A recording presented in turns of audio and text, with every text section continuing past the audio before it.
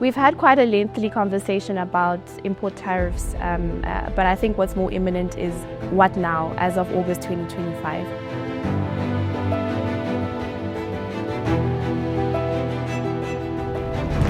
The spring edition of Absa's AgriTrends report has just been released, and today we'll be zooming in on some of the high-value commodities, the likes of citrus and macadamias. It is no secret that President Donald Trump's controversial 30% tariffs have shaken up the market, and to help us make sense of it all, two of my favorite agricultural economists. Ladies, thank you for joining me. The US import tariffs, we've spoken about it at length, and South Africans are buzzing about it. But how are South Africa's oranges being affected, and what strategies are currently being implemented to respond to it all? Sama, maybe we kick off with you. We've had quite a lengthy conversation about import tariffs, but I think what's more imminent is what now, as of August 2025. So what we do notice is that South Africa and Chile are quite dominant in the same window period within the USA market. And what that means is we have to keep a close eye on what Chile is doing in terms of production. So they're sitting at the universal tariff rate of 10%, and we're sitting at 30%, which is quite a very pronounced competitive disadvantage for South Africa. But what's important to note is that Chile is going to have issues filling up the gap in terms of supply, especially for the late season. And then the question arises, who is going to fill up that gap? This is a gap that South Africa used to own in the market, but it's the fact of the matter is that things are uncertain right now because of the tariff implications. So we started using a scenario strategy when we started thinking about, okay, what would be some of the possible outcomes? And I think what's important to note is that that market gap is going to be quite important, and we hold market share in the USA.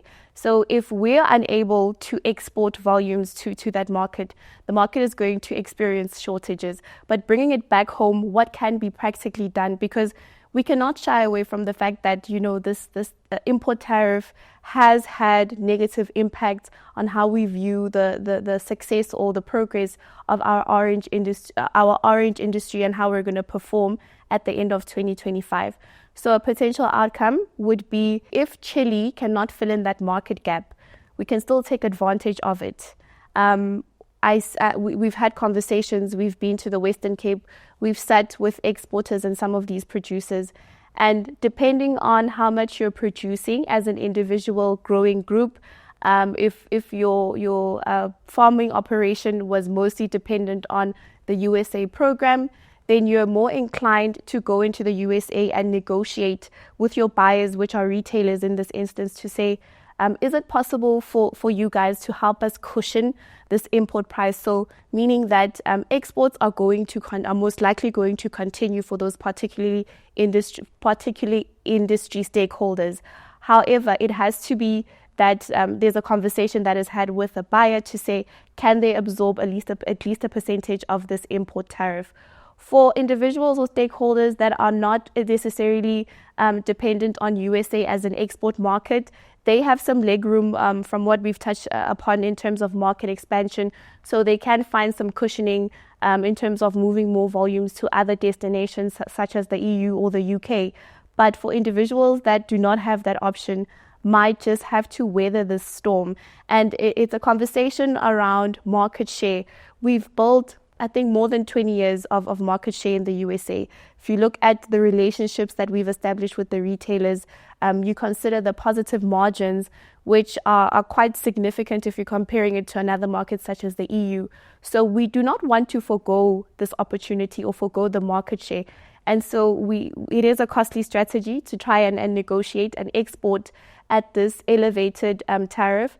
However, it's more sustainable in the longer term if we can weather the storm in the meantime, so that when we do, which is hopefully something that can happen, reach a favorable agreement in terms of the tariff discussion between the USA and South Africa, that market share still remains in the USA and we can continue trade.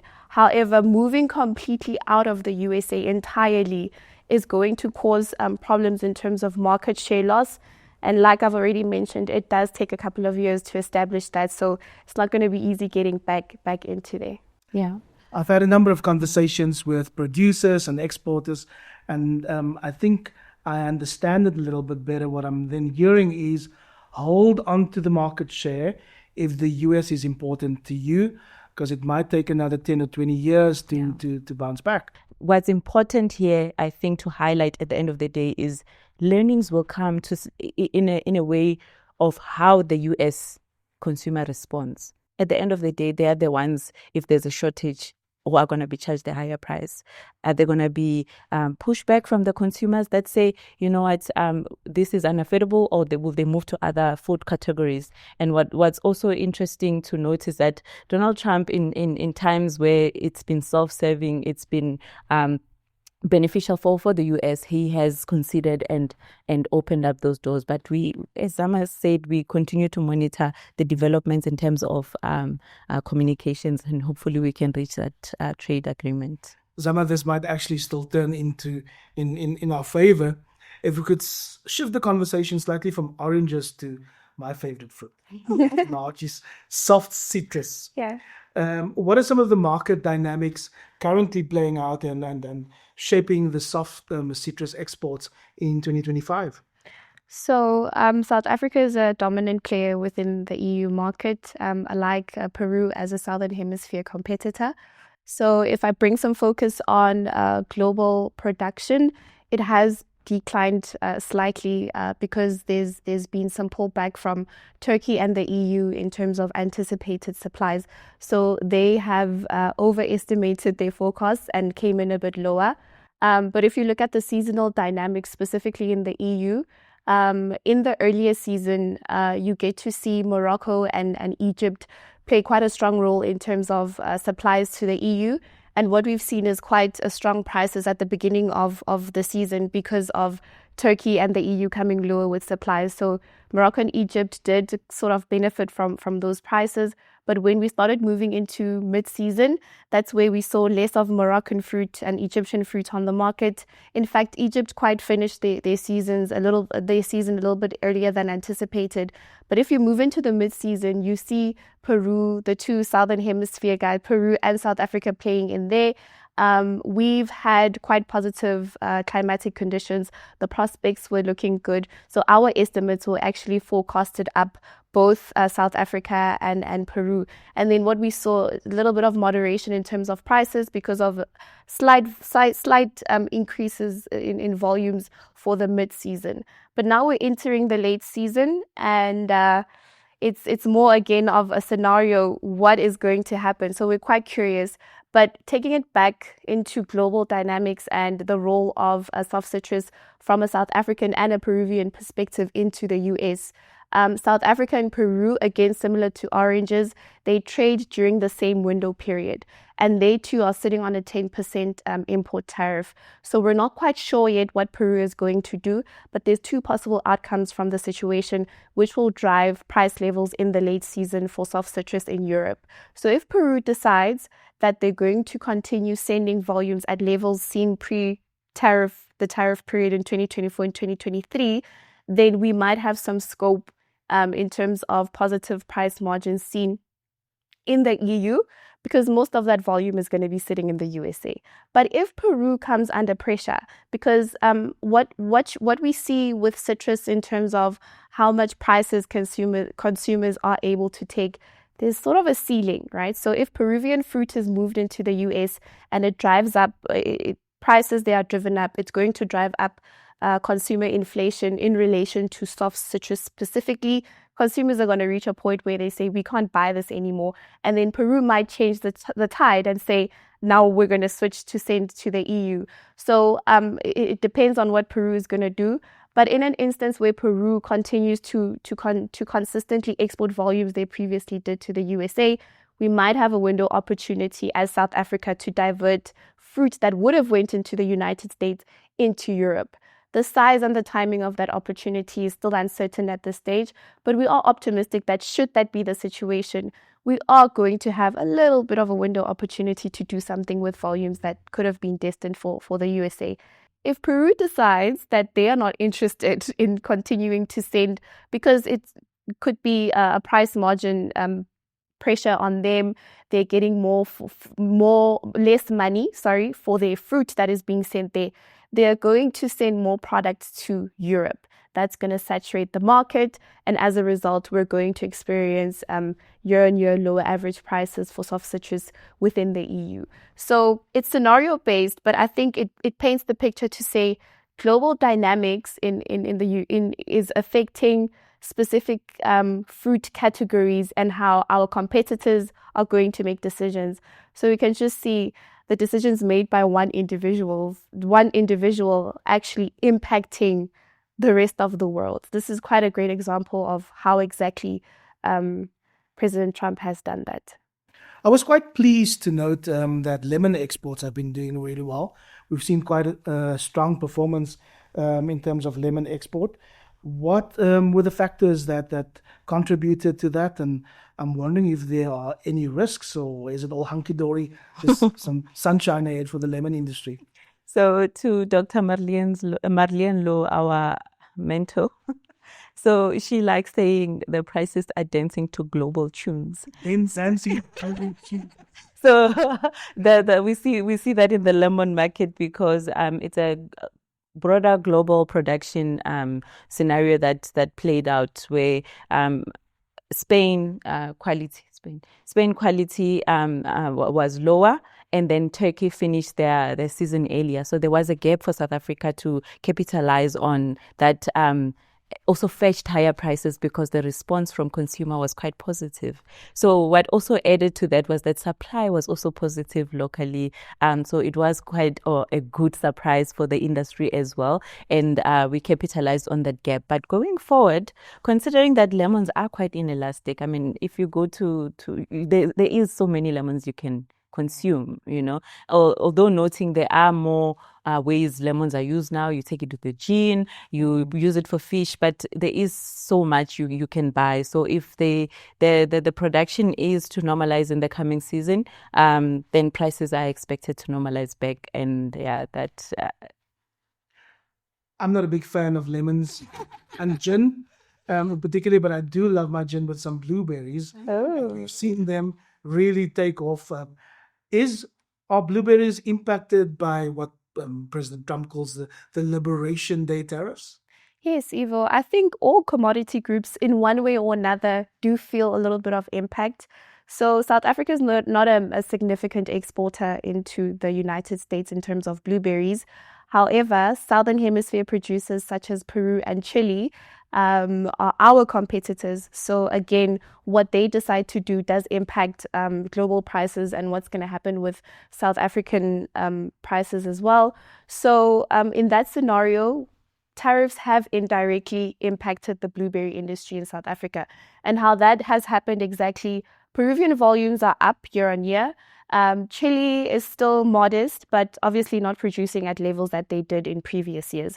So then again, the 10% universal tariff is imposed on both Peru and Chile. If they continue to supply into the USA, then we might have some scope in the European markets and even in the UK for positive prices, because it's going to create a market shortage. However, if they decide again that they would like to divert most of their fruit into the EU market, that's going to extort prices. But I think in the late season, we had a good start to the season. Prices are quite positive. And again, the problem is also perpetuated by the fact that Peru is looking at a record and very late bumper crop this year. So it's inevitable that Peru at a certain stage will distort EU market prices. We're just keeping very close to the timing of when exactly it happens. We're hoping that it doesn't coincide with Peru deciding to divert its fruits into the EU. With that bumper crop, then it would be a challenge for South African blueberries to receive that high or anticipated average prices on markets. So it is an indirect impact. It's absolutely incredible and a bit astonishing to realize how the world could impact, our fruits. Yeah. We've mentioned Peru, we've mentioned the US, we've mentioned Morocco, and if we're looking at table grapes, I have noted in the AgriTrends report that India and China have been increasing their production when it comes to table grapes. Kensani, what does this mean for South Africa and our global competitiveness? Sure. I like what you mentioned about how these global dynamics continue to shape our dynamics locally. And I guess that's what happens when you expand production and want to play in the export market. So China, as we alluded in some of our other analysis and talks within the grains dynamics, is increasing production where it can. So we see that happening with table grapes. They have now moved from net importer to net exporter, exporting to some of the other Asian countries, taking up space there. And India is also in the process of transitioning. So those are two big giant players to watch, because that impacts our competitiveness within the market. To add on that, Kenzie, I think, you touched on port efficiencies. It's quite a significant role with the perishable products such as table grapes. I think it applies the same as well for blueberries. And what's another important factor is market reputation. So if we can deliver good quality fruit on time, it makes us a reputable country. And then you get exposure to programs and you retain that market share. But if you do have instances where you struggle with that, it does eat away, or it does steal away in the way that we are represented as a country. So that's also quite an important factor that we keep track of. Is our port efficiencies improving? Like Kensani said, we've had a good season. The wins were great. So if we can keep that up as the government, as the industry, it's going to really help us, particularly in this instance where we're facing a very negative situation in terms of the tariffs. We can maintain existing markets. It would also allow some cushioning as well for specific industries that are affected. We have seen quite an admirable effort by Transnet as well as government to fix some of our challenges at ports. We can't talk high-value commodities without talking about macadamias, also impacted by the export situation. How's that going for us? So I'm going to allude to Kensani's theory around certain parts of a cow being destined for certain markets. And that now forces you to go watch the livestock chapter video, but similar to them. So just to paint some context, right? South Africa exports around about 41% of their macadamia production to the USA. But if we zoom into the portion of the nut that they export, it becomes a different dynamic. And industry stakeholders have been quite optimistic. If you look at the number we export and, the optimism, it kind of doesn't make sense. But just for context, the nut is considered a whole nut. There's specific pieces. So you get a whole, you get a half, you get pieces, and then you get fines, which are really small pieces. So when you crack a nut, you're not really sure which part of the nut you're going to get. So if I'm talking now specifically to kernels, the kernel industry where you would harvest the nut and then crack it and then see what you have, South Africa plays in the lower style nut where we send your halves and your pieces, maybe a small portion of halves. So we don't play as dominantly in the USA like we do in China in terms of whole nuts. Whole nuts compared to your other style nuts are much more valuable, and it's a much more lucrative market for South Africa. So looking at where we play in the USA, we play in the ingredients market. And if you consider an ingredients market, your macadamia is used as an input to produce another end product. So depending on what the end product is, it's quite difficult for the buyers to make shifts or in terms of increasing or decreasing the portion of the nuts they can add. If there's 100 grams of macadamia nuts in a specific product, that's what they need to keep to. So alluding to that, if you look at global production is quite low this year. South Africa is a major producer as well as Australia had unfavorable climatic conditions, and as a result we're quite low in terms of global macadamia production. So you look at the market we play into the USA, you look at local production, we're low year on year. It translates to a global shortage in terms of macadamia nuts in this particular season. And when there's a global demand, we do know that the person who's selling the product sits in an advantageous position, because they can say, how much are you willing to take this for?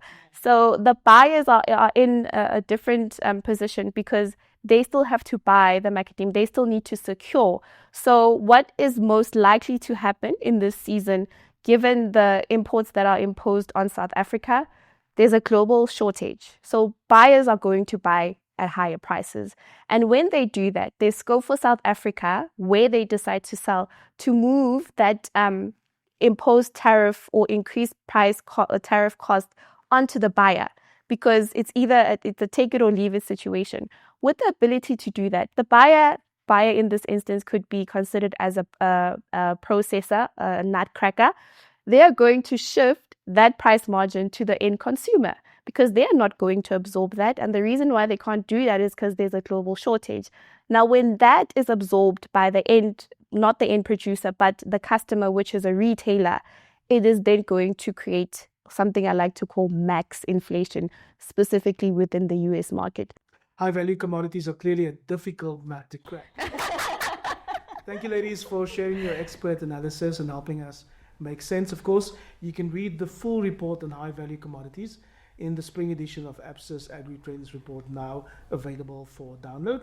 Be on the lookout for our next discussion on vegetable production.